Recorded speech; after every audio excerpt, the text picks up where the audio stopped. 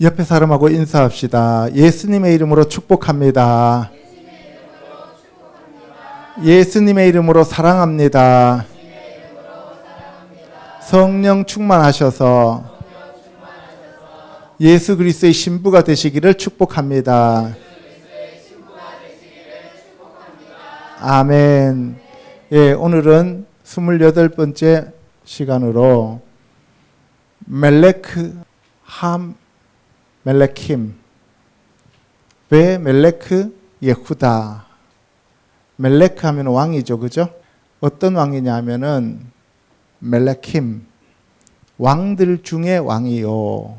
그리고 유다의 왕이다. 이렇게 돼 있죠. 그러면은 다윗은 유다 족속의 왕이었고, 그리고 예수님은 만왕의 왕이다라는 것을 가지고 오늘은 알아보도록 하겠습니다. 우리가 지난주에는 믿음의 조상 아브라함과 믿음의 주이신 예수님에 대해서 알아보았고요. 그 전주에는 율법을 받은 모세와 복음의 주인공이신 예수 그리스도에 대해서 알아보았습니다. 그 전주에는 첫사람 아담과 둘째 사람 예수 그리스도를 비교해 드렸습니다. 오늘은 유대인들의 왕 멜레크 알 예후다, 유대 족속의 왕이신 다윗과 그리고 다윗의 뿌리로 오신 만왕의 왕 예수님에 대해서 비교하면서 알아보도록 하겠습니다. 마태복음 22장 41절에서 43절 읽어보겠습니다. 시작. 바리새인들이 모였을 때 예수께서 그들에게 물으시되 너희는 그리스도에 대하여 어떻게 생각하느냐? 누구의 자손이냐? 대답하되 다윗의 자손이니이다. 이르시되 그러면 다윗이 성령에 감동되어 어찌 그리스도를 주라 칭하여 말하되 주께서 내 주께 이르시되 내가 내 원수를 내 발 아래 둘 때까지 내 우편에 앉아 있으라 하셨도다 하였느냐? 다윗이 그리스도를 주라 칭하였은즉 어찌 그의 자손이 되겠느냐 하시니 한마디도 능히 대답하는 자가 없고 그날부터 감히 그에게 묻는 자도 없더라. 바리새인들이 예수님한테 찾아와서 너희는 그리스도에 대하여 어떻게 생각하느냐, 누구의 자손이냐라고 묻는 그 예수님의 말씀에 그들이 다윗의 자손입니다라고 바리새인들이 대답했어요. 예수님이 그리스도가 누구냐, 그리고 그리스도가 누구의 자손으로 오느냐라고 물었을 때 바리새인들은 성경책을 아는 사람들이잖아요. 그래서 다윗의 자손입니다라고 그랬어요. 그래서 예수님이 바리새인들한테 그러면 다윗이 성령에 감동되어 그리스도를 자기의 주라고 했는데 그것이 어찌된 일이냐? 다윗이 그리스도를 나의 주라고 불렀단 말이에요. 그러면 다윗이 먼저예요? 예수님이 먼저예요? 예수님이 먼저죠.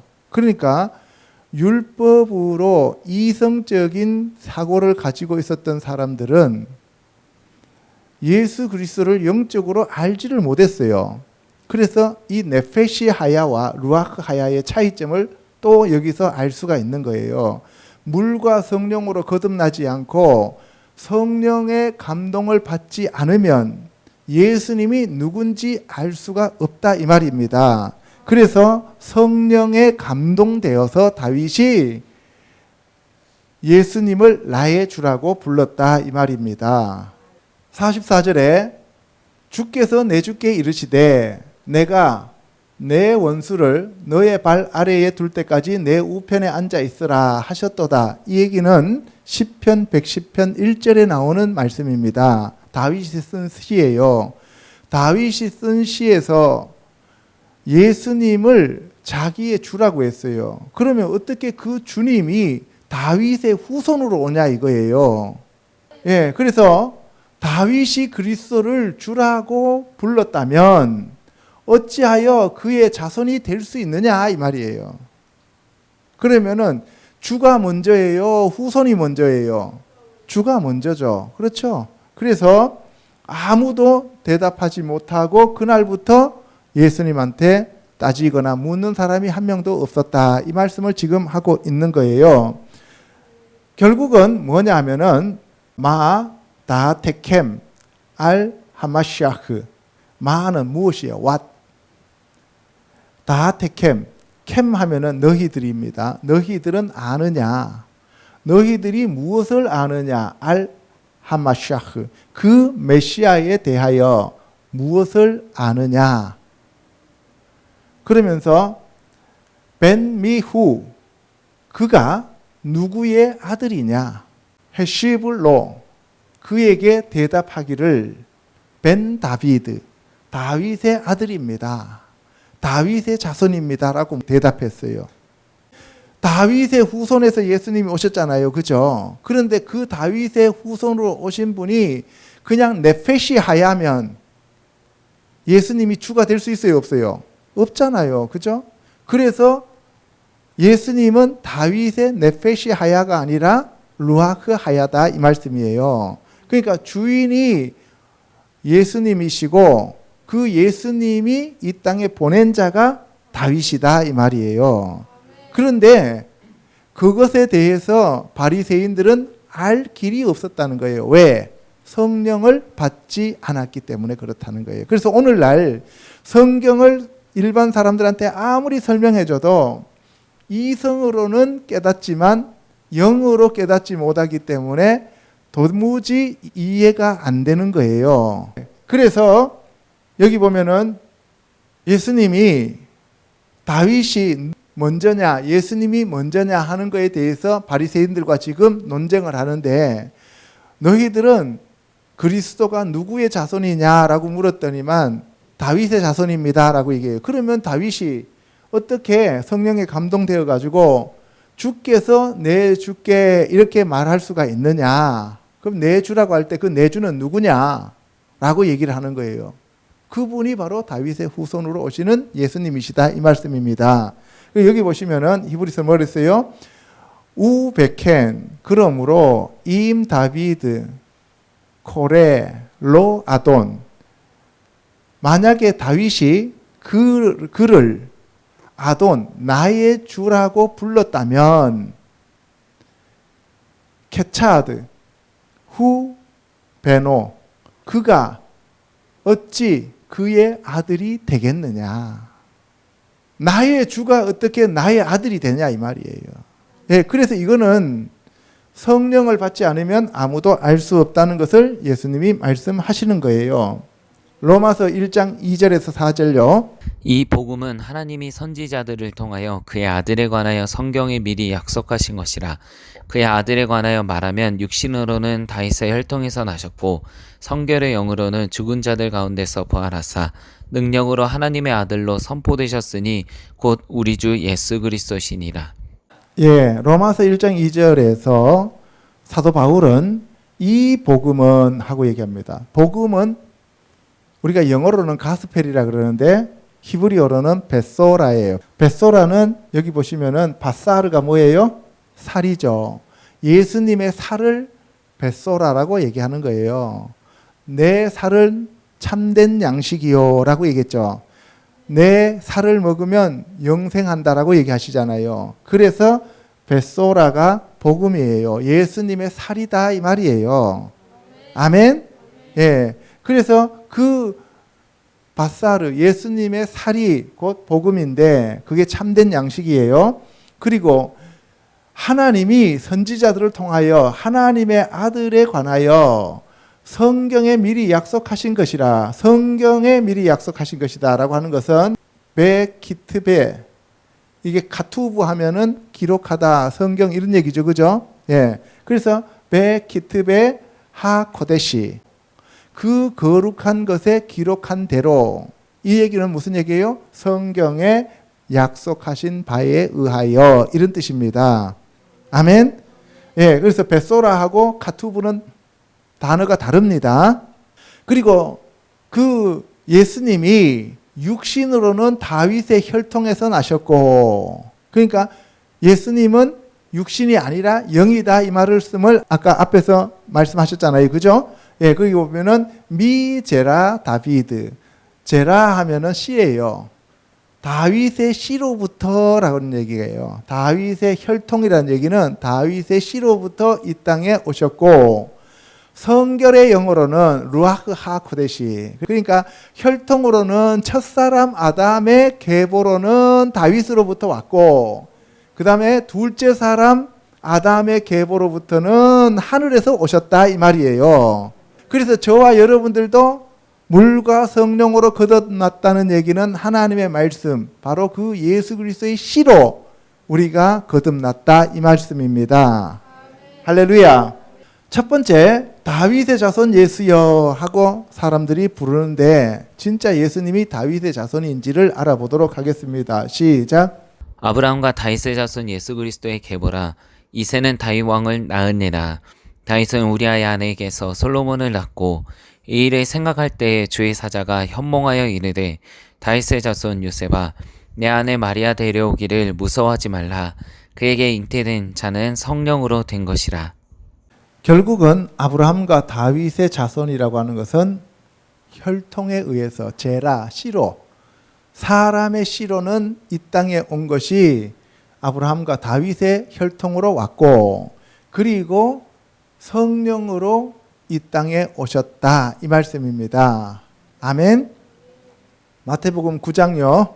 예수께서 거기에서 떠나가실새 두 맹인이 따라오며 소리질러 이르되 다윗의 자손이여 우리를 불쌍히 여기소서 하더니 예수께서 집에 들어가심에 맹인들이 그에게 나아오거늘 예수께서 이르시되 내가 능히 이 일 할 줄을 믿느냐 대답하되 주여 그러하오이다 하니 이에 예수께서 그들의 눈을 만지시며 이르시되 너희 믿음대로 되라 하시니 그 눈들이 밝아진지라. 예, 여기 보시면 맹인들은 소리 지를 때 뭐라고 소리 질러요? 다윗의 자손 예수여라고 소리 질러요. 그게 무슨 얘기예요? 육은 보는데 영을 보지 못하는 게 뭐라고요? 맹인이다 이 말이에요. 오늘날 세상에서 육으로 예수님을 보는 사람은 전부 다 맹인이다 이 말이에요. 그래서 오늘날 고등학교의 윤리 시간에 보면 세계 4대 성인 하면은 이렇게 얘기하잖아요. 그죠? 뭐 공자, 소크라테스, 예수님, 그 다음에 석가모니 이렇게 넷을 4대 성인이라고 얘기하는데 그렇게 보는 사람들은 뭐라고요? 맹인이다 이 말이에요. 그 사람들이 눈을 뜨게 되면 저처럼 예수님이 하나님이시라는 것을 알게 되어진다 이 말씀이에요. 예, 맹인이라 그러니까 안내견을 데리고 다니는 사람들만을 맹인이라고 하는 게 아니고 우리는 육의 사람들이 아니라 영의 사람들이기 때문에 예수님을 하나님으로, 예수님을 구세주로, 예수님을 천지 우주 만물을 창조하신 전능자로 보지 못한다면 그것은 전부 다 맹인이다 이 말이에요. 그래서 예수님이 너희 믿음대로 되라 그랬어요. 내가 예수님을 이성으로 믿으면 이성적이 되는 거고 영으로 믿으면 영적이 되는 거예요. 그러니까 네페시 하야로 믿으면 나는 네페시 하야고 예수님을 루아크 메 하야라고 믿으면 나는 루아크 하야가 된다 이 말씀이에요. 오늘 이 시간 눈이 열리시기를 주님의 이름으로 축원합니다. 마태복음 12장요. 그때 귀신 들려 눈물고 말 못하는 사람을 데리고 왔거늘 예수께서 고쳐주심에 그 말 못하는 사람이 말하며 보게는지라 무리가 다 놀라 이르되 이는 다윗의 자손이 아니냐 하니 바리새인들은 듣고 이르되 이가 귀신의 왕 바알세불을 힘입지 않고는 귀신을 쫓아내지 못하느니라. 귀신 들려 눈멀고 말 못하는 사람. 그러니까 귀신 들려 눈멀고 말 못하면 예수님을 뭐로 본다고요? 다윗의 자손으로 다 본다는 거예요. 눈먼 것도 문제인데 말까지 못해요. 그러니까 세상 사람들은 전부 다 눈멀고 귀멀고 말 못하는 벙어리의 귀머거리의 장님들이다 이 말씀이에요. 아멘. 예, 그런데 그 사람들이 뭐는 잘하느냐? 이 귀신은 또 귀신같이 알아요. 그래서 세상 사람들 안 믿는 사람들이 제일 좋아하는 게 전설의 고향이에요. 그렇죠. 그래서 맨날 으시시 해갖고 쓱싹 하는 거 그런 것들만 좋아하게 된다 이 말이에요. 왜? 그네들의 왕이 귀신이기 때문에 그런 거예요. 15장요. 예수께서 거기서 나가사 두로와 시돈 지방으로 들어가시니 가나안 여자 하나가 그 지경에서 나와서 소리질러 이르되 주 다윗의 자손이여 나를 불쌍히 여기소서 내 딸이 흉악하게 귀신 들려나이다 하되 예수는 한 말씀도 대답하지 아니하시니 제자들이 와서 청하여 말하되 그 여자가 우리 뒤에서 소리를 지르오니 그를 보내소서. 예수께서 대답하여 이르시되 나는 이스라엘 집에 잃어버린 양 외에는 다른 데로 보내심을 받지 아니하였노라 하시니 여자가 와서 예수께 절하며 이르되 주여 저를 도우소서. 대답하여 이르시되 자녀의 떡을 취하여 개들에게 던짐이 마땅하지 아니하니라. 여자가 주여 올소이다마는 개들도 제 주인의 상에서 떨어지는 부스러기를 먹나이다 하니 이에 예수께서 대답하여 이르시되 여자여 내 믿음이 크도다 내 소원대로 되리라 하시니 그때로부터 그의 딸이 나으니라. 앞에서 가고 뒤에서 따르는 무리가 소리 높여 이르되 호산나 다윗의 자손이여 찬송하리로다. 주의 이름으로 오시는 이여 가장 높은 곳에서 호산나 하더라. 예, 여기 보시면 마태복음 15장 21절에서 두로와 시돈 지방이다라고 얘기해요. 두로와 시돈 지방이면 이방이에요. 이세벨이 여기 출신이죠. 이 두로와 시돈 지방에 있는 이 이방인들을 예수님 당시의 유대인들은 개로 취급했습니다. 개라고 하니까 우리가 먹는 개 있잖아요. 그 개하고 사람하고 똑같이 취급했다는 얘기는 무슨 얘기예요?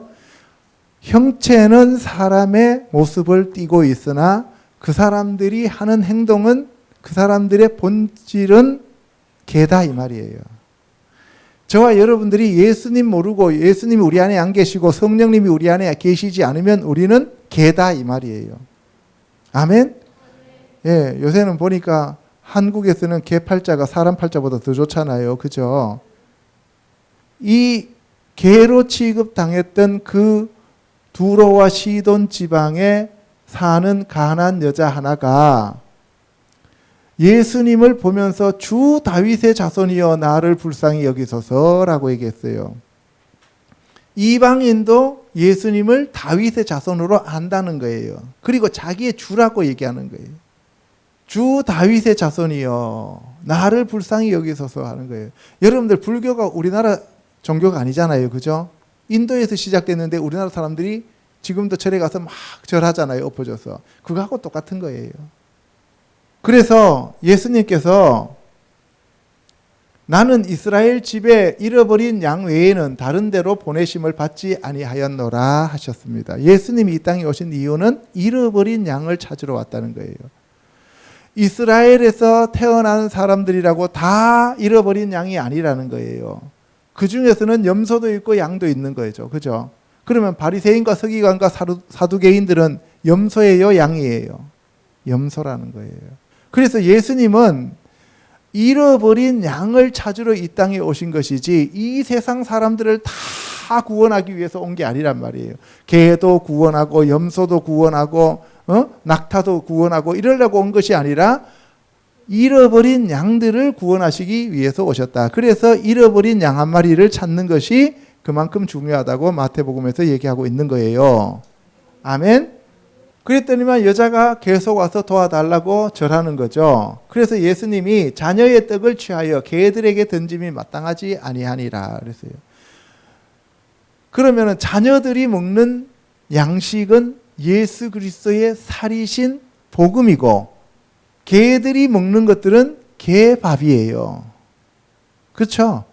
그래서 하나님의 자녀들은 하나님의 양식을 먹어요. 예수 그리스도를 우리가 그 말씀을 먹는다고. 그런데 사람들한테 성경 말씀을 전하면 받아 먹는 사람들이 있고 튕겨내는 사람들이 있어요. 그러면 그 사람들은 그 양식이 그들의 양식이 아니라는 얘기예요. 우리 교회에 왔다가 사람들이 가는 이유는 뭐냐면은 그들에게 맞는 음식이 아니다 이 말이에요. 바리새인과 서기관들이 예수 그리스도를 배척하고 죽이게 된 이유는 뭐냐면 그들에게 맞는 양식이 아니었다는 거죠. 그래서 첫사람 아담에게 맞는 양식이 있고 그거는 선악과 나무의 열매예요. 둘째 사람 예수님께 맞는 양식은 생명나무의 열매다 이 말이에요. 그래서 저와 여러분들이 생명나무의 열매이신 예수 그리스도의 그 양식이 우리의 양식이 되어야 됩니다. 아멘. 그래서 그 양식이 여러분들의 양식이기 때문에 여러분들이 여기 와서 듣는 거예요. 안 그러면은 어렵도다 이 말이야 하면서 떠나가게 되는 거죠.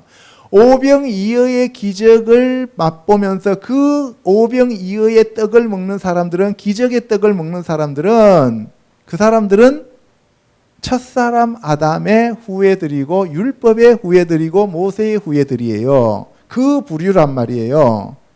그런데 예수 그리스도가 그 말씀을 하셨을 때 너희들도 가려 하느냐라고 했을 때 베드로는 뭐라 그랬어요? 주여, 생명의 말씀이 여기에 있는데 우리가 누구에게로 가오리까? 라고 얘기하잖아요. 그러니까 생명의 말씀을 그들은 알았다는 거예요. 그러니까 12제자들의 양식은 예수 그리스도가 말씀하시는 그 말씀이 예수님의 그 말씀이 그들의 양식이었다는 거예요. 그래서 그 얘기를 던졌어요. 이거는 너희들 양식이 아니야 라고 얘기했더니만 이 여자는 주여 옳소이다마는 제가 비록 개라고 할지라도 저는 주인이 주시는 상에서 떨어지는 그 부스러기를 먹겠습니다. 그러니까 이 여자는 예수 그리스도의 복음을 들을 수 있는 영의 아들의 레벨이다 이 말이에요. 그래서 이 여자가 예수님한테 상에서 떨어지는 부스러기를 저는 먹겠습니다 라고 얘기를 하니까 여자여 내 믿음이 크도다 너의 서원대로 되리라 라고 얘기하면서 너는 하나님 나라의 종의 반열이 아니라 아들의 반열이다 라고 인정해 주시는 겁니다. 마태복음 21장 9절에 보면 예수님이 이제 성전으로 들어가실 때 사람들이 호시에나, 여호수아, 호세아, 예슈아가 무슨 뜻이에요? 구원. 그러니까 호시에나 청컨대 구원하여 주소서 이런 얘기죠. 그죠? 호산나.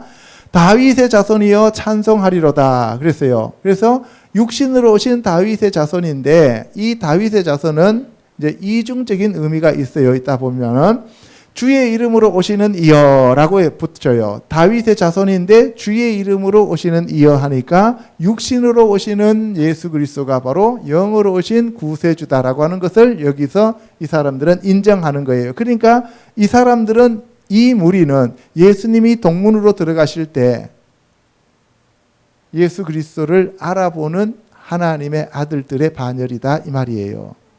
동시에 양의 문으로 대제사장들과 그 바리새인과 이런 사람들이 있는 그 양의 문으로 양을 데리고 들어가는 사람들이 있잖아요. 그죠? 그런 사람들은 율법으로 신앙생활했던 종들의 반열에 있던 사람들은 예수님을 알아보지 못했다 이 말입니다.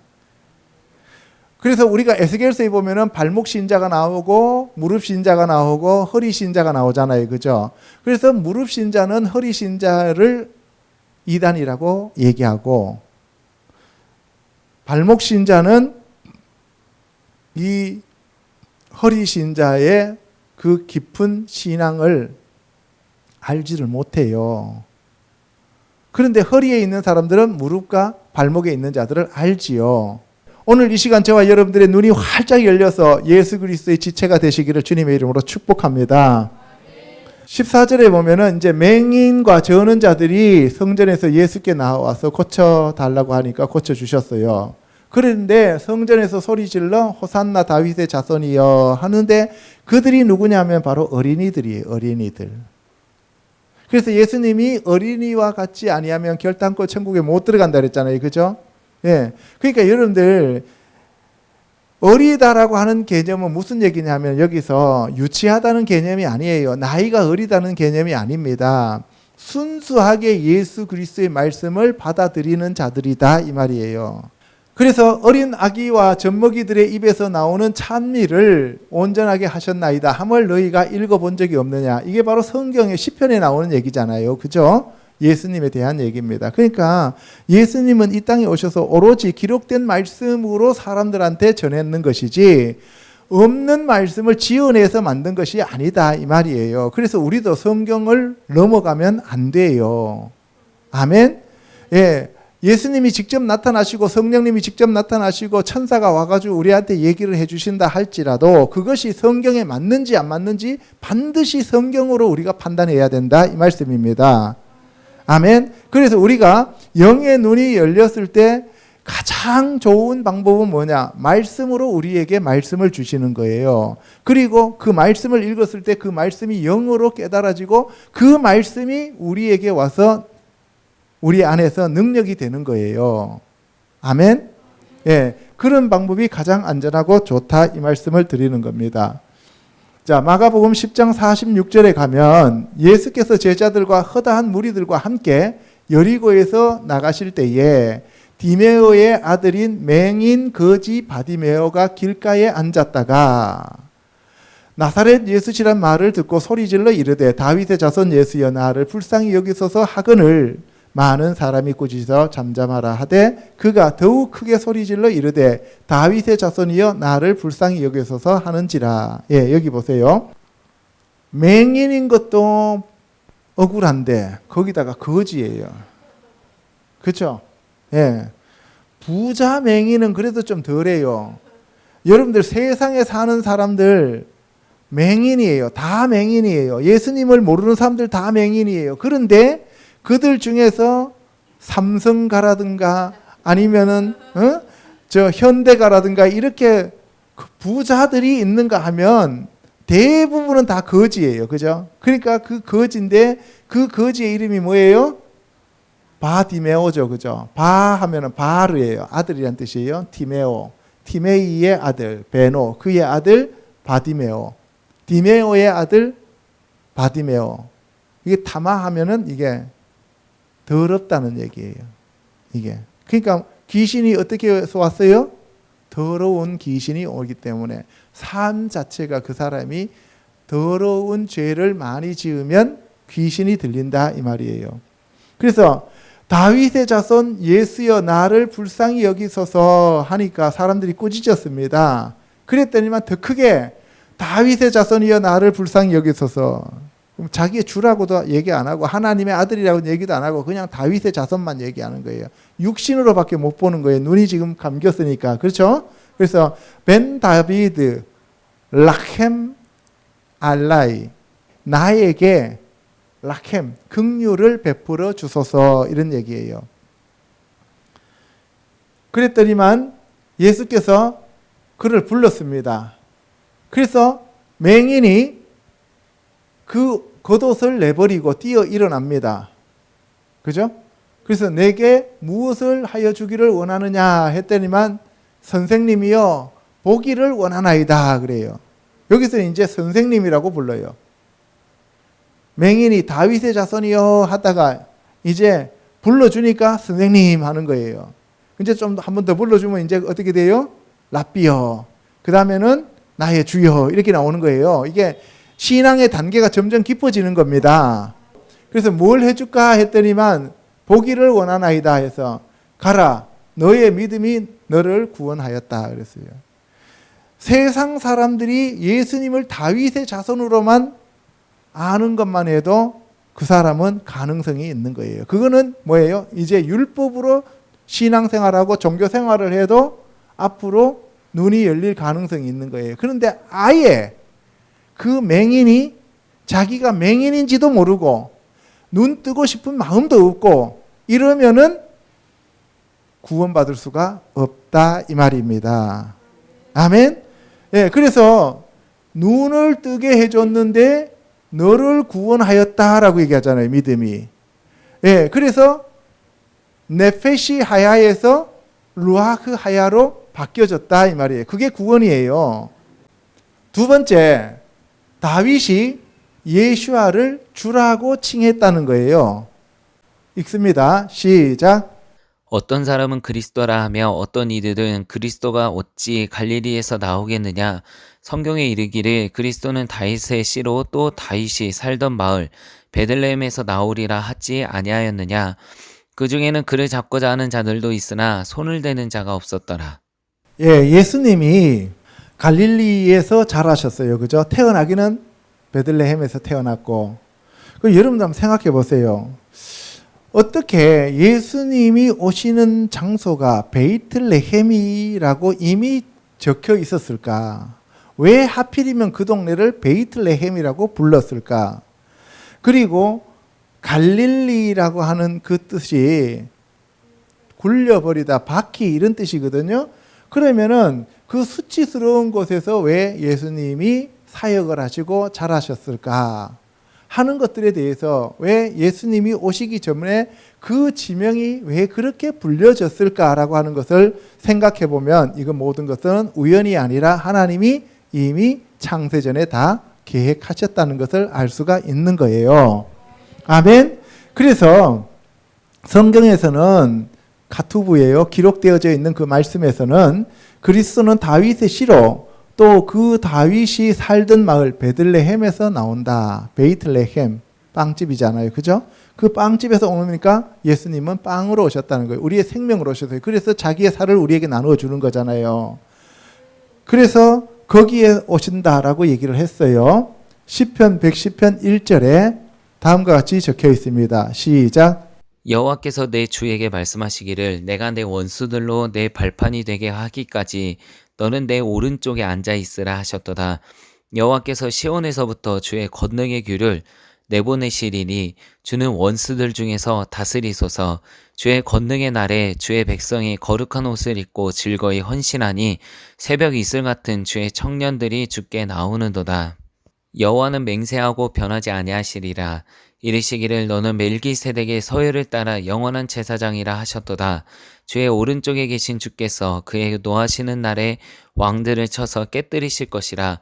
문 나라를 심판하여 시체로 가득하게 하시고 여러 나라의 머리를 쳐서 깨뜨리시며 길가의 시냇물을 마심으로 그의 머리를 드시리로다. 여호와께서 내 주에게 할 때 여호와께서는 여호와 하나님을 얘기하시는 거고, 내 주는 다윗이 쓴 시니까 다윗의 주에게 말씀하시기를, 그때 그 다윗의 주는 예수님을 얘기하는 거죠. 그래서 내가 내 원수들로 내 발판 되기까지 너는 내 오른편에 앉아 있어라. 오른편에 앉아 있다는 얘기는 나와 동등한 위치에 있다는 얘기예요. 그러니까 예수님이 하나님이시다는 것을 얘기하고 있는 겁니다. 그래서 시온에서부터 주의 권능의 규를 내보내시리니, 권능의 규, 이게 홀이에요. 홀, 왕이라는 얘기예요. 주는 원수들 중에서 다스리소서. 그러면서 이 마지막 날에 새벽 이슬 같은 주의 청년들이 주께 나오는도다. 주의 청년들은 주의 지체들이 주님과 함께 다스리기 위해서 오는 것을 얘기하는 거죠. 그런데 그 예수님은 너는 멜기세덱의 서열을 따라 영원한 제사장이라 라고 하셨어요. 그래서 이 멜기세덱에 대해서는 우리가 히브리서에서 이미 들었습니다. 그죠? 예. 멜기세덱은 멜레크ጼ덱, 의의 왕이라는 얘기죠. 그래서 샬렘 왕이요 의의 왕이신 멜기세덱의 반차를 따르신 분이 예수님이신데, 그분이 다윗의 주님이시다 이 말이에요. 아멘. 그래서 그분이 주님으로서 하나님 우편에 앉아 계시는 하나님이시다. 그리고 그분은 문나라를 심판하시는 심판주이시다라고 하는 것을 우리에게 얘기하고 있는 겁니다. 시편 24편요. 시작. 여호와의 산에 오를 자가 누구며 그의 거룩한 곳에 설 자가 누구인가? 곧 손이 깨끗하며 마음이 청결하며 뜻을 허탄한 데 두지 아니하며 거짓 맹세하지 아니하는 자로다. 그는 여호와께 복을 받고 구원의 하나님께 의를 얻으리니 이는 여호와를 찾는 족속이요 야곱의 하나님의 얼굴을 구하는 자로다. 셀라. 문들아 너희 머리를 들지어다. 영원한 문들아 들릴지어다. 영광의 왕이 들어가시리로다. 영광의 왕이 누구시냐? 강하고 능한 여호와시요 전쟁에 능한 여호와시로다. 문들아 너희 머리를 들지어다. 영원한 문들아 들릴지어다. 영광의 왕이 들어가시리로다. 영광의 왕이 누구시냐? 만군의 여호와께서 곧 영광의 왕이시리로다. 셀라. 여호와의 산에 오를 자, 하르 예호바, 여호와의 산. 그래서 마태복음에 보면은 마지막 때 환란이 일어날 때 유다에 있는 자들은 어디로 도망가라 그랬어요? 산으로 도망가라. 그러면 유다에 있는 자는 산으로 도망가라는 얘기예요. 유다에 안 있고 딴 데 있는 사람은 산으로 가든 강으로 가든 바다로 가든 상관없는 거예요. 그거는 어차피 그들은 유다 족속이 아니니까. 여기서 유다라고 하는 것은 유다의 왕 다윗의 후손들을 얘기하는 거예요. 그 예수 그리스도를 믿는 자들을 얘기하는 거다 이 말이에요. 그러니까 하나님을 믿는 자는 여호와의 산에 올라라 이 말이에요. 그래서 그 거룩한 곳에 너희들이 서야 돼. 예수님이 다시 오실 때는 감람산이라고 하는 올리브산에 선다 그랬죠. 그죠? 섰을 때 동서로 지진이 나서 갈라진다고 얘기를 합니다. 그래서 우리가 여호와의 산이라고 하는 것은 말씀으로 들어가라는 거예요. 그러니까 여호와의 말씀을 의지하고 예수 그리스도를 의지하라는 얘기입니다. 아멘. 그러면 그 여호와의 산에 들어갈 자가 누구냐, 오를 자가 누구냐 하면 손이 깨끗하고 마음이 청결하며 뜻을 허탄한 데 두지 아니하며 거짓 맹세하지 아니한 자로다. 그러니까 뭐예요? 하나님의 마음과 하나님의 사랑과 하나님의 긍휼과 하나님의 자비와 하나님의 거룩하심으로 살아가는 자들이다. 세마포를 입고 피 뿌린 옷을 입고 하나님의 말씀으로 자기의 행실을 깨끗하게 하는 자들이다 이 말이에요. 계시록에 나오는 얘기는. 그래서 여호와를 찾는 족속이요 야곱의 하나님의 얼굴을 구하는 자들이 어디로 간다고요? 여호와의 산에 오를 수 있다 이 말이에요. 그리고 여호와를 찾는다는 얘기는 부르짖어 찾는단 말이잖아요. 그죠? 예. 그리고 야곱의 하나님의 얼굴을 구하는 자들이 바로 여호와의 산에 오르는데, 그러면 그럴 때 문들아 너희 머리를 들지어다라고 얘기하는 거예요. 이때 문들은 앞에는 샤림이죠. 샤르 하면은 문이에요. 그죠? 이거는 성소에 들어가는 문이 아니라 뜰로 들어가는 그 성막에 들어가는 그 문이 샤르라 그랬어요. 그죠? 예. 그리고 영원한 문들아 할 때 페타크 할 때 이거는 페타크는 성소에 들어가는 문이라 그랬습니다. 그래서 영광의 왕이 들어가시는데 바로 여호와 하나님이 안으로 들어가시잖아요. 동문을 통해서. 그죠? 들어가십니다. 그러면 우리가 예수님과 함께 여기에 들어가는 거예요. 그러면 왜 달렛이 없느냐 했을 때 다윗의 장막에는 페타흐와 달렛이 하나로 연결되어져서 바로 성소와 지성소가 연결되어져 있고 언약궤만 있다 그랬잖아요. 그죠? 예. 그래서 강하고 능한 여호와가 영광의 왕이시고 전쟁에 능한 여호와이신데 그분이 누구라고요? 예수님이시다라고 얘기하는 거예요. 그래서 문들아 너희 머리를 들지어다 영원한 문들아 들릴지어다 영광의 왕이 들어가시리로다. 그러니까 우리의 마음 문을 활짝 열고 예수님을 받아들이면, 우리의 마음 문을 활짝 열고 여호와 하나님을 우리의 왕으로 받아들이면 우리가 여호와의 산에 오르는 자들이 된다 이 말입니다. 아멘. 영광의 왕이 누구시냐? 만군의 여호와께서 곧 영광의 왕이시로다. 셀라. 여기 보면 미후제 멜레크 하카보드. 미 하면 후죠. 누가? 그가 누구냐? 이 사람이. 이 사람은 누구냐? 멜레크 왕 하카보드. 그 거룩한 왕 그가 누구냐? 이렇게 묻는 거예요. 그분이 예수님이고 하나님이십니다. 오늘 이 시간 저와 여러분들의 그 마음 문을 활짝 열고 예수님을 모셔드리기를 주님의 이름으로 축원합니다. 예수님, 제가 마음의 문을 활짝 열었습니다. 제 안에 오셔서 영광의 왕이 되어 주시옵소서. 저를 다스리시고 통치하여 주시옵소서. 아멘. 예, 여러분들이 날마다 영접하시고 날마다 주님을 모셔드려야 됩니다. 디모데후서요. 내가 전한 복음대로 다윗의 씨로 죽은 자 가운데서 다시 살아나신 예수 그리스도를 기억하라. 복음으로 말미암아 내가 죄인과 같이 매이는 데까지 고난을 받았으나 하나님의 말씀은 매이지 아니하니라. 그러므로 내가 택함 받은 자들을 위하여 모든 것을 참음은 그들도 그리스도 예수 안에 있는 구원을 영원한 영광과 함께 받게 하려 함이라. 이 바울도 다윗의 씨로, 제라라 그랬죠. 다윗의 씨로 죽은 자 가운데서 다시 살아나신 부활하신 예수 그리스도를 전했다 이 말입니다. 아멘. 예. 그렇다고 해서 예수님이 다윗의 씨로 오시지 않았다는 얘기가 아니에요. 다윗의 씨로 오셔야 돼요. 오늘날 이단들 중에서 영지주의자들은 예수 그리스도가 육체로 오시지 않았다라고 하는 사람들도 있어요. 그러면 그 사람들은 이단이에요. 근데 다윗의 씨로 왔다는 얘기는 첫사람 아담의 계보로 사람처럼 사람의 모습을 입고 종으로 이 땅에 오셨다 이 말입니다. 아멘. 그래서 저와 여러분들도 육체를 입은 상태에서 물과 성령으로 거듭나서 루아흐 하야가 되어서 천국으로 들어가는 것이지, 육체가 없는 상태에서는 루아흐 하야가 아무런 필요가 없는 거예요. 아멘. 예, 그래서 우리는 반드시 이 육체 안에 성령을 모셔서 우리가 예수 그리스도의 지체로서 하늘나라에 가게 되는 거예요. 아멘. 그래서 하나님의 말씀은 매이지 않는다라고 하니까 하나님의 그 말씀이 누구예요? 예수님이잖아요. 그러니까 예수님은 매일 수가 없는 거예요. 다윗의 자손으로 왔지만 죽어서 땅 속에 매여 있을 수가 없는 거예요. 그러니까 어떻게 해요? 성결의 영으로 부활시키시는 거예요. 그리스도 예수 안에 있는 구원을 영원한 영광과 함께 받게 하려 함이라. 그래서 예수님이 부활하셔서 우리도 부활시키시기 위해서 우리와 함께 계신다 이 말씀입니다. 아멘. 계시록요. 그 두루마리를 펴거나 보거나 하기에 합당한 자가 보이지 아니하기로 내가 크게 울었더니 장로 중에 한 사람이 내게 말하되 울지 말라. 유대 지파의 사자 다윗의 뿌리가 이겼으니 그 두루마리와 그 7인을 떼시리라 하더라.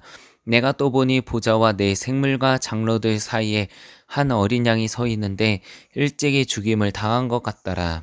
그에게 7뿔과 7눈이 있으니 이 눈들은 온 땅에 보내심을 받은 하나님의 7영이더라.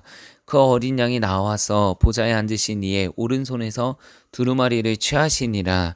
나 예수는 교회들을 위하여 내 사자를 보내어 이것들을 너희에게 증언하게 하였노라. 나는 다윗의 뿌리요 자손이니 곧 광명한 새벽별이라 하시더라. 심판의 두루마리를 뗄 수 있는 분은 오직 예수 그리스도밖에 없는데, 그 예수님이 누구냐 하면은 유다 지파의 사자 다윗의 뿌리가 바로 예수님이시다 이 말씀이에요.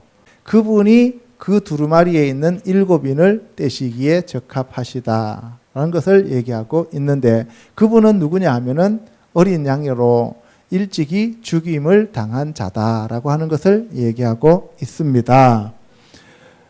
그에게는 7뿔과 7눈이 있는데 그 7뿔은 절대적인 능력과 권력을 가지고 있다는 것을 얘기하고 있고, 7눈은 바로 하나님의 7영이신 성령 하나님을 얘기하고 있는 거죠. 이사야서 11장 2절에 보면 이새의 줄기에서 다윗이 나왔는데, 근데 그 다윗이 예수님을 얘기하는데 여호와의 영, 지혜와 총명의 영, 모략과 재능의 영, 지식과 여호와를 경외하는 영, 7영을 가리킨다라고 얘기하지요.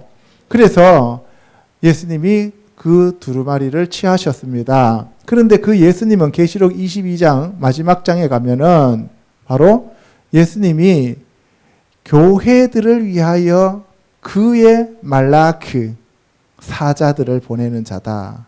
천사들을 보내는데 나는 다윗의 뿌리요 자손이니, 여기서 다윗의 뿌리라고 하는 것은 아노키 쇼레시 다비드, 나는 다윗의 쇼레시 뿌리다라고 얘기해요. 그리고 자손이니 하는데 여기서는 베 체차오, 체차오 하면은 체 하면은 이게 뭐냐면 체아 하면은 후손, 이게 벤하고는 좀 다른 의미를 써요. 벤 하면 그냥 자손이란 단순히 생물학적인 그런 의미를 또 얘기를 할 수 있지만, 여기서는 그 후손, 뒤에 이어온 자손이라는 의미가 재차오더라고요. 제가 보니까. 그리고 여기 보면은 코카브 노가흐하 샤하르, 샤하르가 여기는 새벽, 어두움 이런 뜻이에요. 그러니까 새벽, 이른 아침이 샤하르고 노가흐가 빛나다는 뜻이에요. 그러니까 빛나는 새벽 별이다 이 얘기예요. 코카브가 별이란 뜻이잖아요. 그러니까 별은 별인데 어떤 별이느냐? 새벽에 빛나는 별이다. 이것을 광명한 새벽별이라고 우리나라에서는 지금 번역하고 있는 거예요. 세 번째, 내종 다윗이라고 할 때 그 내종 다윗의 이중적 의미를 알아보도록 하겠습니다. 시작. 여호와의 말씀이니라. 배역한 자식들아 돌아오라. 나는 너희 남편임이라. 내가 너희를 성읍에서 하나와 족속 중에서 둘을 택하여 너희를 시온으로 데려오겠고 내가 또 내 마음에 합한 목자들을 너희에게 주리니 그들이 지식과 명철로 너희를 양육하리라. 예, 예수님이 바로 여기서 목자이신데 여호와 하나님께서 이스라엘 사람들한테 배역한 자식들아 돌아오라 그랬어요. 자식이라고 하다가 또 나는 너희 남편임이라 해서 남편이라고 얘기를 하시죠. 내가 너희를 성읍에서 하나와 족속들 중에서 둘을 택하여. 그러니까 자식들은 많은데 부인은 적다는 얘기죠. 그죠? 그런데 부인은 적은데 어떻게 적으냐 하면은 성읍에서 하나와 족속 중에서 둘을 택한다는 거예요. 많아요, 적어요?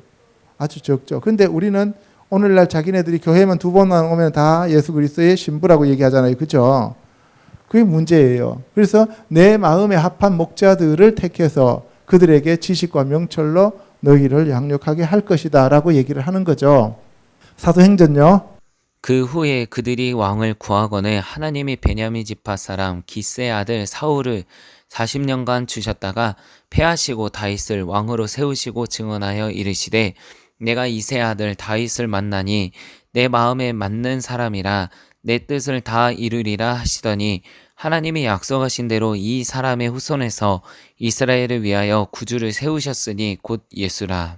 예, 여기서도 다윗과 예수님의 관계가 나오죠. 여러분들 기스의 아들 사울, 사울은 무슨 뜻이라 그랬어요? 샬, 구하다, 간구하다, 요구하다. 그래서 부르짖어서 구해서 사울을 받았습니다. 그런데 그 사울이 하나님 말씀에 불순종하죠. 그래서 다윗을 왕으로 세워요. 다윗은 무슨 뜻이라 그랬어요? 연인, 사랑하는 사람 이런 뜻이잖아요. 그죠? 그러니까 하나님이 사랑하는 자니까 어떻게 해요? 하나님의 마음에 맞는 사람을 사랑하지요. 그죠? 예. 우리 보건이가 지은이하고 결혼한 것도 서로 사랑하기 때문에 결혼한 거예요. 그죠? 규석이가 예진이하고 결혼한 것도 사랑하기 때문에 결혼했어요. 서로 원수인데 나는 너를 원수기 때문에 원수를 사랑해서 나는 결혼한다. 이런 사람은 내가 한 명도 못 찾아봤어요. 아직도. 사랑하기 때문에 결혼하는 거예요. 그러니까 원수를 사랑하라 그런다고 해서 오늘부터 내가 원수를 찾아서 결혼해야지 나의 원수는 누구일까 이렇게 따지면 곤란한 거죠. 그런데 바로 하나님의 마음에 속한 자가 합한 자가 다윗이라는 거예요. 그런데 그 다윗이 누구냐? 예수가 되는 거죠. 그죠? 그래서 이 예수님이 바로 이스라엘의 구주가 되셨다 이 말입니다. 사무엘하 7장요. 그 밤에 여호와의 말씀이 나단에게 임하여 이르시되 가서 내 종 다윗에게 말하기를 여호와께서 이와 같이 말씀하시되 내가 나를 위하여 내가 살 집을 건축하겠느냐 내가 이스라엘 자손을 애굽에서 인도하여 내던 날부터 오늘까지 집에 살지 아니하고 장막과 성막 안에서 다녔나니 이스라엘 자손과 더불어 다니는 모든 곳에서 내가 내 백성 이스라엘을 먹이라고 명령한 이스라엘 어느 지파들 가운데 하나에게 내가 말하기를 너희가 어찌하여 나를 위하여 백향목집을 건축하지 아니하였느냐고 말하였느냐.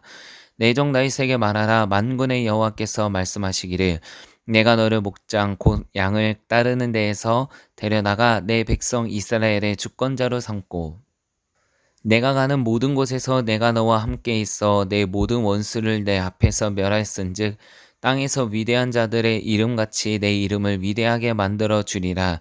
내가 또 내 백성 이스라엘을 위하여 한 곳을 정하여 그를 심고 그를 거주하게 하고 다시 옮기지 못하게 하며 악한 종류로 전과 같이 그들을 해하지 못하게 하여 전에 내가 사사에게 명령하여 내 백성 이스라엘을 다스리던 때와 같지 아니하게 하고 너를 모든 원수에게서 벗어나 편히 쉬게 하리라. 여호와가 또 내게 이르노니 여호와가 너를 위하여 집을 짓고 내 소환이 차서 내 조상들과 함께 누울 때 내가 내 몸에서 날 내 씨를 내 뒤에 세워 그의 나라를 경고하게 하리라. 그는 내 이름을 위하여 집을 건축할 것이요 나는 그의 나라 왕위를 영원히 경고하게 하리라. 여호와 하나님께서 나단에게 밤에 나타나셨습니다. 왜 나타나셨냐면은 다윗이 나단에게 나 하나님 집 짓고 싶어. 그랬더니만 나단이 그러면 지으세요 했어요. 그런데 그날 밤에 여호와 하나님께서 나단에게 나타나셔서 내 종 다윗에게 네가 내 집을 짓는 것은 불가능하다. 내가 너의 집을 지어줄게 라고 얘기하시는 거예요. 우리가 하나님을 위해서 뭔가를 자꾸 봉사한다고 생각하잖아요. 그죠? 근데 사실은 우리가 이 땅에 태어나기 전부터 하나님은 우리를 이 땅에 보내시고 이 땅을 이렇게 만들어 놓고 우리를 잘 살 수 있도록 부모도 주시고 직장도 주시고 다 예비해 놓고 하나님이 우리를 지금 섬기고 있는 거예요. 사실은. 아멘? 이걸 알면 하나님 앞에 감사밖에 안 나와요. 주님, 나한테 무슨 이런 직장을 주셨나요? 라가 아니라 나한테 어찌하다가 이런 남편을 주셨습니까? 라고 하는 것이 아니라 그 남편도 다 이미 예비해 두셨다 이 말입니다. 아멘? 네, 그래서 서로 사랑하고 아끼고 존중해 주는 것이 하나님의 뜻이다 이 말씀입니다. 그래서 내 종 다윗에게 너가 나를 위하여 내가 살 집을 건축하겠느냐? 나는 지금까지 어떤 건축된 그러한 집에서 산 것이 아니라 장막과 성막을 따라서 같이 이동했다는 거예요. 그래서 다윗의 장막 그 안에 지금 예수님이 계시고 하나님이 계신다는 얘기고 모세가 하늘의 성막을 그대로 본받아서 지었던 그 성막 안에 하나님이 함께 하셨다 이 말씀입니다. 하나님은 좋은 집이 우리처럼 필요한 게 아니라는 거예요. 하나님의 집은 저와 여러분들이 하나님의 집이 되기를 원하는 거예요.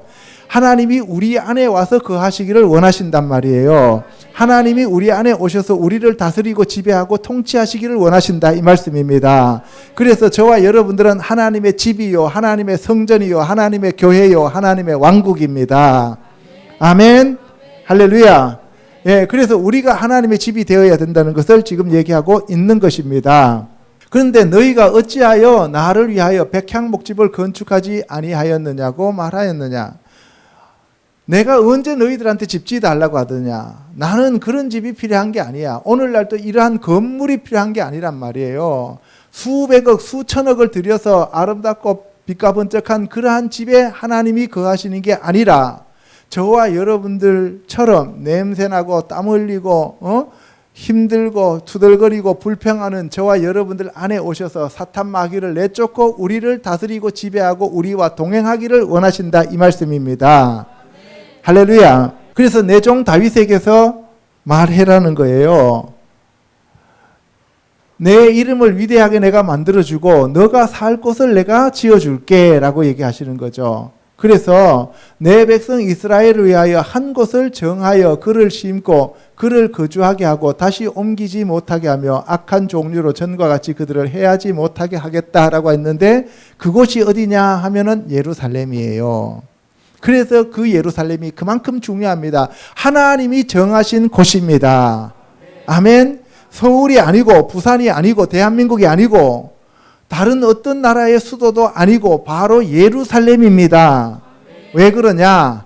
하늘에 있는 예루살렘이 내려오기 위해서는 이 땅의 예루살렘이 필요하다 이 말씀입니다. 그래서 하나님께서 이 다윗에게 여호와가 너를 위하여 집을 짓고 너는 수완이 차서 너의 조상들과 함께 누울 때에 너가 죽을 때에 이 말이에요. 그죠?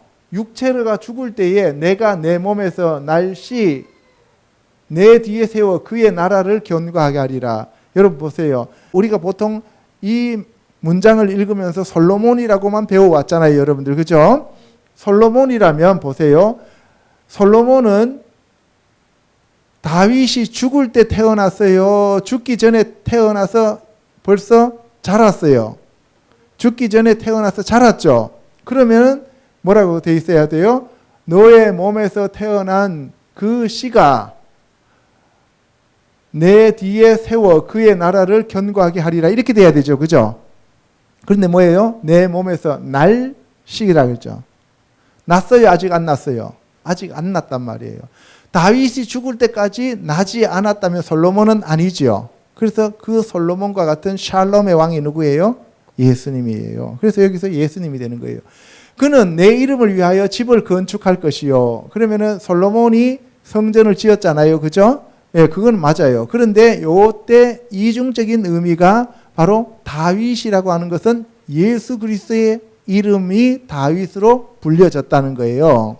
그러면서 나는 그의 나라 왕위를 견고히 한다라고 얘기하는 거예요. 그래서 그의 왕위를 영원히 견고하게 하리라. 그러면은 솔로몬의 왕위가 영원히 견고해졌어요?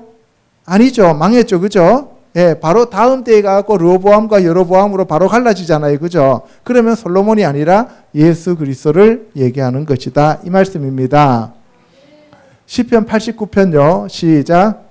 주께서 이르시되 나는 내가 택한 자와 언약을 맺으며 내 종 다윗에게 맹세하기를 내가 내 자손을 영원히 견고히 하며 내 왕위를 대대에 세우리라 하셨나이다. 셀라.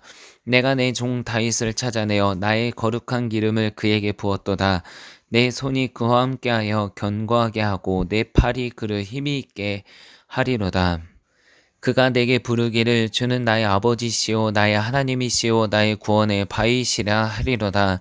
내가 또 그를 장자로 삼고 세상 왕들에게 지존자가 되게 하며 그를 위하여 나의 인자함을 영원히 지키고 그와 맺은 나의 언약을 굳게 세우며 또 그의 후손을 영구하게 하며 그의 왕위를 하늘의 날과 같게 하리로다.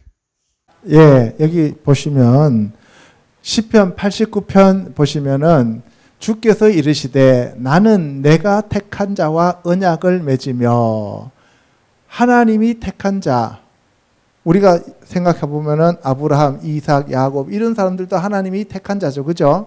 그런데 그 자가 아니고 예수 그리스도를 나타내고 있는 거예요.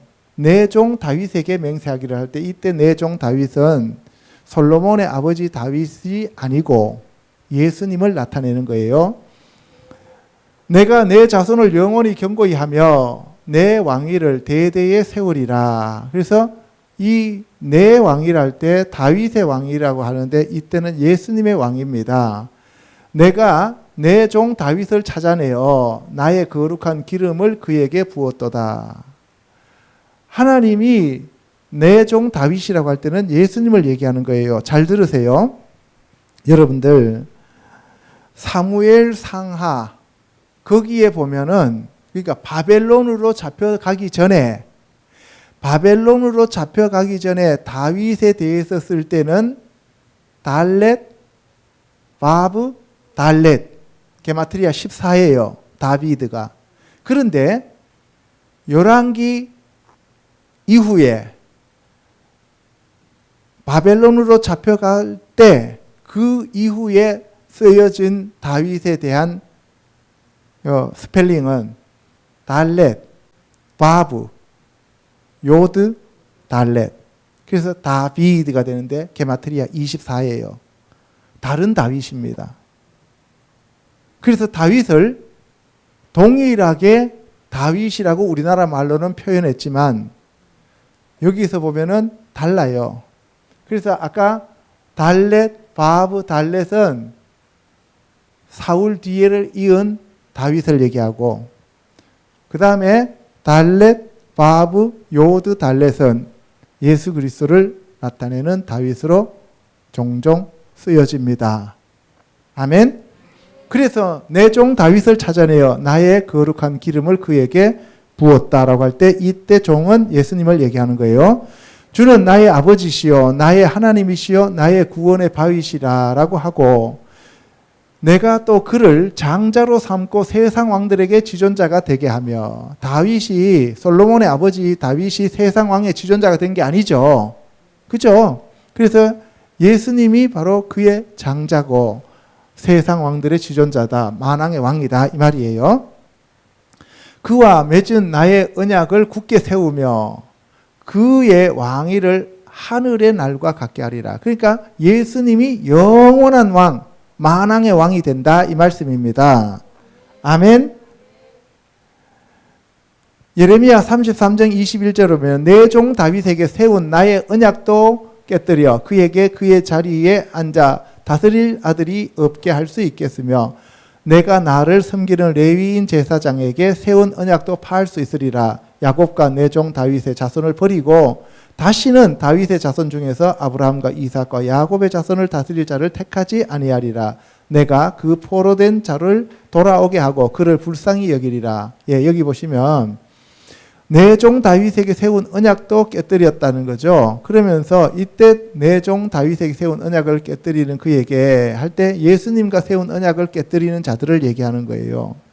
그리고 내가 나를 섬기는 레위인 제사장에게 세운 언약도 파할 수 있으리라. 그러니까 예수님과 맺은 언약도 깨뜨리면 나는 구약의 너희들 이스라엘과 맺은 그 언약도 내가 깨뜨려 버리겠다는 얘기고, 야곱과 내 종 다윗의 자손을 버리고, 이거는 이제 구약의 사람들을 얘기하는 거죠.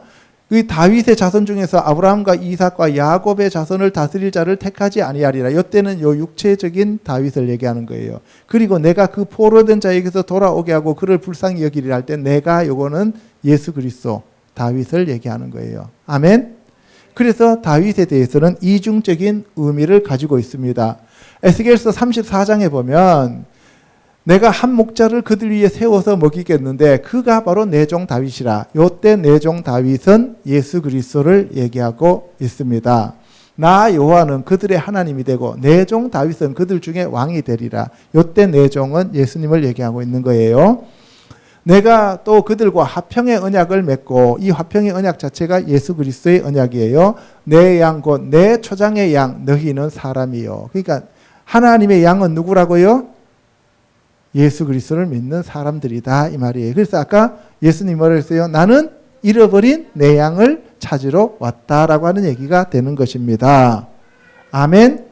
에스겔서 37장에 보면 내 종 다윗이 그들의 왕이 되리니 한 목자가 있을 것이다 라고 얘기했는데, 이때도 예수님을 얘기하는 거예요. 한 목자. 그래서 예수님 뭐라고 하셨어요? 나는 선한 목자다, 이렇게 얘기를 하시는 거죠. 그죠?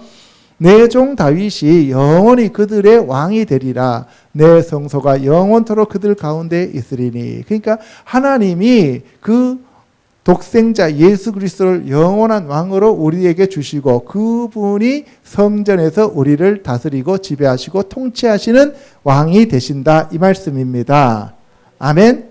이제 네 번째로 다윗의 장막과 성전에 대해서 알아보도록 하겠습니다. 시작. 선지자들의 말씀이 일치하도다. 기록된 바 이후에 내가 돌아와서 다윗의 무너진 장막을 다시 지으며 또 그 허물어진 것을 다시 지어 일으키리니, 이는 그 남은 사람들과 내 이름으로 일컬음을 받는 모든 이방인들로 주를 찾게 하려 함이라.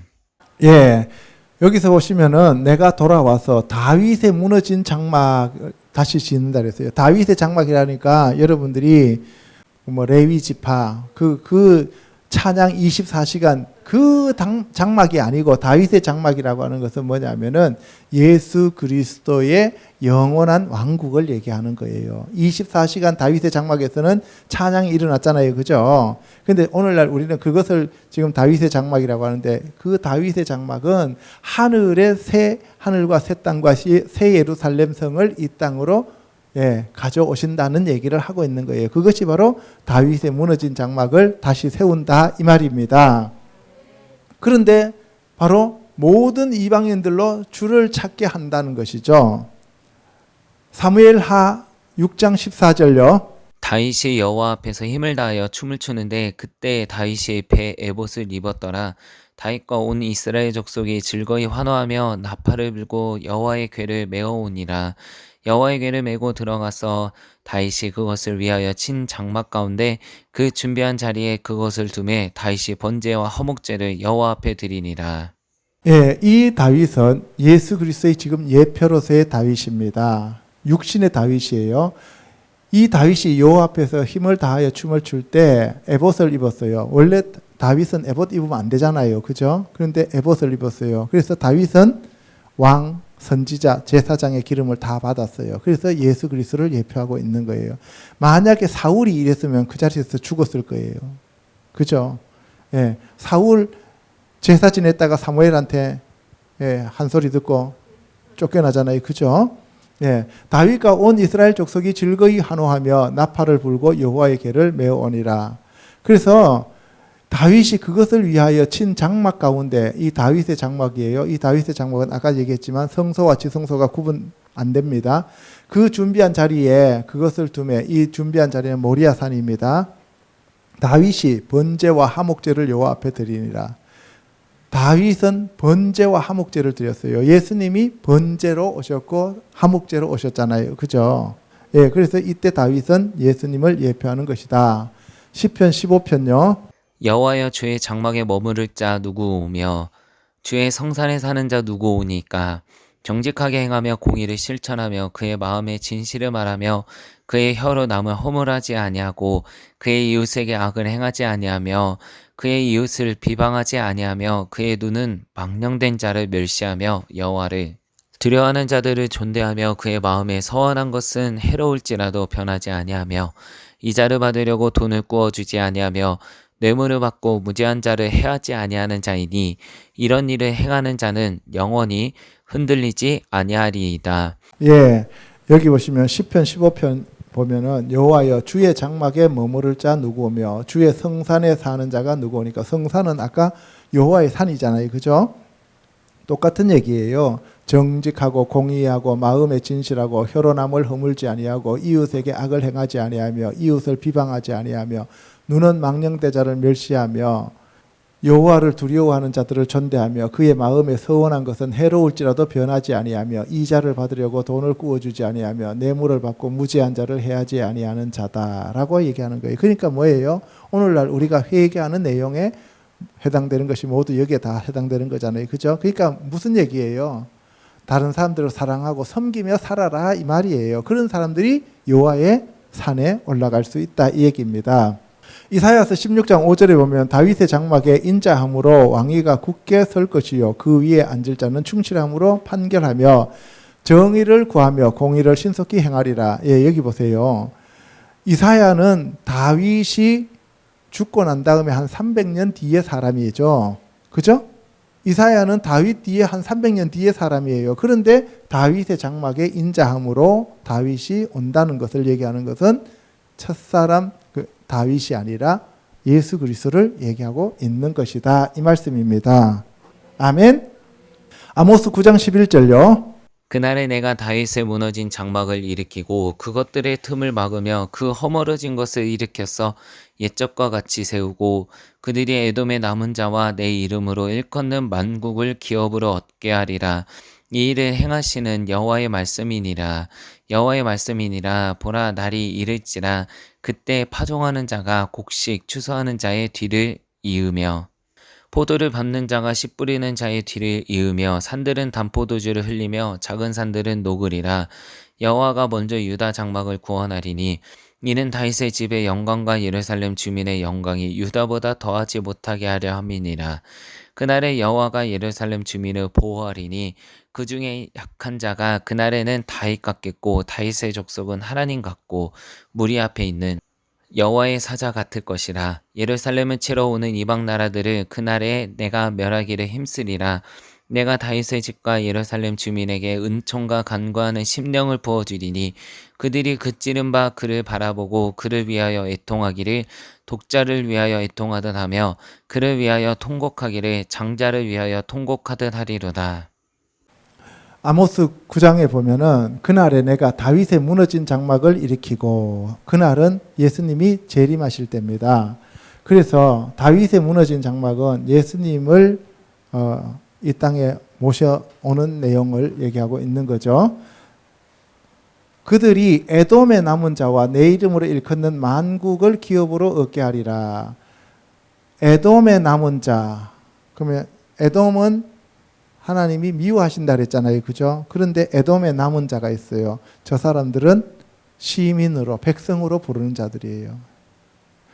여기 보시면 보라 날이 이를지라 그때 파종하는 자가 곡식 추수하는 자의 뒤를 이으며 포도를 밟는 자가 씨 뿌리는 자의 뒤를 이으며 산들은 단 포도주를 흘리며 작은 산들은 녹으리라. 그래서 곡식이 나오고 포도주가 나와요. 그죠? 그리고 스가랴서에 보면은 여호와가 먼저 유다 장막을 구원하리라. 먼저 유다 장막을 구하는 거예요. 아들들을 구하는 거예요. 이는 다윗의 집의 영광과 예루살렘 주민의 영광이 유다보다 더하지 못하게 하려 함이라.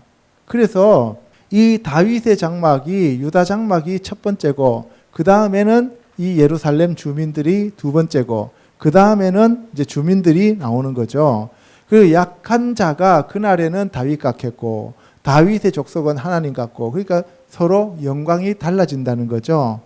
그래서 하나님이 택한 자들의 위치가 서로 다르다는 것을 얘기하고 있어요. 그리고 내가 다윗의 집과 예루살렘 주민에게 은총과 간구하는 심령을 부어주겠다라고 얘기하시면서 그들이 그 찌른 바 그를 바라보고 그를 위하여 애통하기를 독자를 위하여 애통하듯 하며 그를 위하여 통곡하기를 장자를 위하여 통곡하듯 하리로다. 이게 전부 다 누구의 얘기예요? 예수 그리스도의 얘기죠. 예수 그리스도를 찔렀어요. 어디에서요? 십자가에서 옆구리를 찔렀잖아요. 그죠? 그래서 그 찌른 자들이 본다는 거예요. 그리고 애통하기를 독자를 위하여, 독자가 누구예요? 예수님이잖아요. 그 다음에 장자가 누구예요? 예수님이잖아요. 그래서 여기서 말하는 다윗은 예수 그리스도를 얘기하고 있다는 것을 우리가 알 수가 있는 거예요. 자, 계시록 21장요. 또 내가 새 하늘과 새 땅을 보니 처음 하늘과 처음 땅이 없어졌고 바다도 다시 있지 않더라. 또 내가 보매 거룩한 성 새 예루살렘이 하나님께로부터 하늘에서 내려오니 그 준비한 것이 신부가 남편을 위하여 단장한 것 같더라. 성 안에서 내가 성전을 보지 못하였으니 이는 주 하나님 곧 전능하신 이와 및 어린 양이 그 성전이심이라. 예, 결국 오늘 또 결론은 이겁니다. 다윗은 이 땅, 옛 하늘, 옛 땅, 옛 사람, 그죠? 그리고 예수님은 새 하늘과 새 땅과 새 예루살렘 성의 주인공.